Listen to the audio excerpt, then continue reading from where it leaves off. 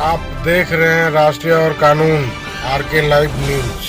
सब लोग जानते हैं, पूरे देश भर में किसान हो, नौजवान हो, युवा हो, मजदूर हो, सभी लोग मोदी जी के शासन में सभी लोग जो है परेशान हैं। और हम लोग सब लोग आप लोगों के बीच आए, अपनी बात रखने आए हैं कि जिस प्रकार से मुद्दे की बात होनी चाहिए। मेरा मानना है कि अगर समाज में अगर कोई सबसे बड़ा दुश्मन है तो वो बेरोजगारी है। नौजवान लोग पढ़ लिख के डिग्री लेकर के भी बेरोजगार है और लगातार मोदी जी के राज में बेरोजगारी दर जो है बढ़ता चला जा रहा है। हमने 2020 के चुनाव में वादा किया था कि अगर आप लोग हमको मुख्यमंत्री बनाइएगा तो 10 लाख नौजवानों को सरकारी नौकरी देने का काम करेंगे। लेकिन 2020 का जब चुनाव रिजल्ट आया तो बहुमत के लिए 122 चाहिए था। हम लोग बहुमत पार कर गए थे, लेकिन छल कपट से ये लोग 122 के जगह हम लोगों को 114 के आसपास रोकने का काम किया। आपकी सरकार बन गई थी, लेकिन छल कपट किया गया। किसी विधायक को 50 वोट से हराया गया, किसी को 12 वोट से हराया गया, किसी को 100 वोट से हराया गया, किसी को 500 वोट से हराया गया। 4 बजे के बाद गिनती बंद कर दिया था, फिर रात के अंधेरे में 12 बजे के बाद गिनती शुरू किया था। फिर भी सरकार बनी, हम विपक्ष में आए, हमें स्वीकार था, फिर भी हमने ठाना था कि बेरोजगारी मुद्दे को लेकर के हम लड़ाई लड़ने का काम करेंगे। फिर बाद में आप लोग तो माननीय मुख्यमंत्री जी को जानते ही हैं, हमको बताने की जरूरत नहीं है।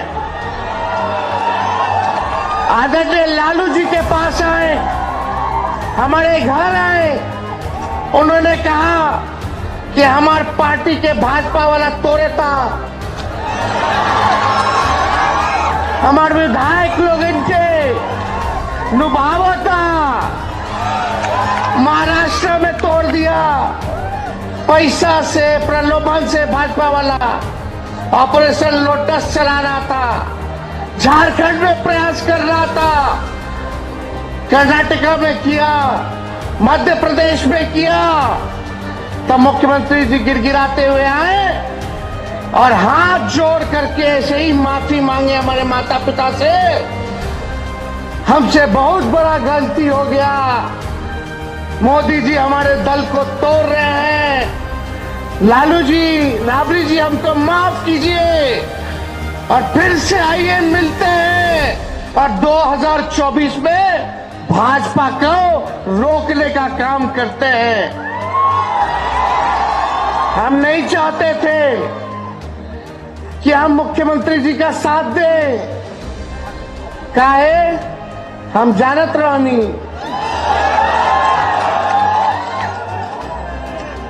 हम तो हाउस में पूछे भी भाजपा वाले के लोग कह रहे मोदी जी का गारंटी इतना मजबूत गारंटी होता है, तो ये मोदी जी का गारंटी वालों कोनो गारंटी पा कि बिहार के मुख्यमंत्री फिर से पलटेंगे कि नहीं पलटेंगे, जरा बताओ। तो विधानसभा में सब भाजपा वाला चुप हो गया, कोई गारंटी लेने को तैयार नहीं। भाजपा का एक राष्ट्र प्रवक्ता बोलता है कि हम नहीं ले सकते उनका गारंटी।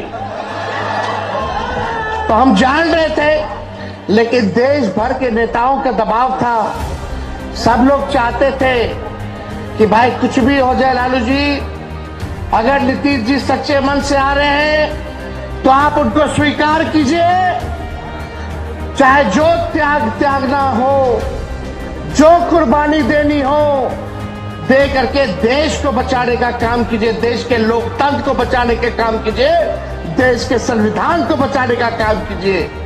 यही एक शर्त था जिसके लिए हम और नीतीश कुमार जी साथ आए थे। और उन 17 महीनों में साथ आए, हम उप मुख्यमंत्री बने और हमारा जो एजेंडा था, भले ही मुख्यमंत्री ना बने हो, लेकिन हमारा एजेंडा था 10 लाख नौजवानों को सरकारी नौकरी देने का। इन थके हुए मुख्यमंत्री से नीतीश कुमार जी थके हुए थे, उनसे हमने 5 लाख सरकारी नौकरी हमने दिलवाने का काम किया, नियुक्ति पत्र वितरण बंटवाने का काम किया। और अभी और बहाली आने वाला है, जिसका फाइल हम करके गए हैं, जो मुख्यमंत्री जी रोके हुए स्वास्थ्य विभाग का आने वाला है। तो हम लोगों का साफ है, चाहे हम पक्ष में रहे या विपक्ष में रहे, मुद्दे की बात करेंगे, जनता की बात करेंगे और संघर्ष करने का काम करेंगे। जो आप लोगों का अधिकार है उसको हम लोग दिलाने का काम करेंगे। तो इस दिशा में हम लोग काम किए, जाति आधारित गणना कराए, मानदेय हम लोगों ने टोला सेवक का, तालमी मरकज का, आंगनबाड़ी का, सबका मानदेय जो है हम लोगों ने दुगुना करने का काम किया। आशा, ममता जो दीदियां थी, उनका भी हम फाइल करके गए हैं, 2500 रुपए हम कर दिए हैं, लेकिन अभी भी मुख्यमंत्री जी फाइल रोक करके बैठने का काम किए हैं। तो फिर से माननीय मुख्यमंत्री जी जो है भाजपा की तरफ चले गए। हम लोग पूछे कि भाई क्या कारण है, काहे गए, तो उनके पास कोई जवाब नहीं है कि वो भाजपा के साथ क्यों चले गए। तो हम तो नहीं बता सकते ईडी का डर है या सीबीआई का डर है, लेकिन हम सब लोगों को, जो आपकी बात कर रहा है, राहुल जी आपकी बात कर रहे हैं, जनता की बात कर रहे हैं, गरीब की बात कर रहे हैं, किसान मजदूर नौजवानों की बात कर रहे हैं, असल मुद्दों के बारे में बात कर रहे हैं। हम हो या और हमारे साथी हो, मोदी जी जवाब नहीं देना चाहते हैं कि क्यों नहीं किसानों का आय दुगुना किया, क्यों नहीं 2-2 करोड़ रोजगार बांटने का काम किया, क्यों नहीं हर एक के खाते में 15-15 लाख देने का काम किया, 22 तक सबको पक्का मकान देने का वादा किया था। अगर ये सवाल हम लोग पूछते हैं तो मोदी जी अपने सीबीआई, ईडी, इनकम टैक्स